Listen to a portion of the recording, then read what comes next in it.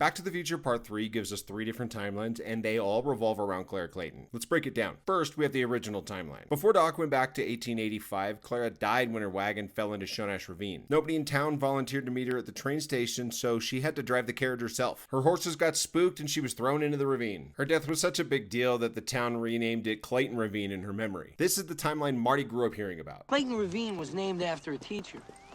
They say she fell in there 100 years ago. But then Doc shows up in 1885, and that's where things start to diverge. He gets to 1885 and he settles into his life as a blacksmith. The mayor asked him to meet Clara at the train station because he knew Doc had an interest in science, and she's a science teacher. With Doc there to help, she avoids danger entirely. And then they fall in love. 2 days later, Buford Mad Dog Tannen shoots Doc in the back. Over a matter of $80. And he dies September 7th, 1885. This is why Marty goes back to 1885. He knows he has to save Doc and get them both back home. Now in this new timeline, Doc did actually agree to meet Clara at the train station. You can actually spot her in the background of the train station when Marty and Doc are looking at the rail map. Right, Doc, but according to this map, there is no bridge.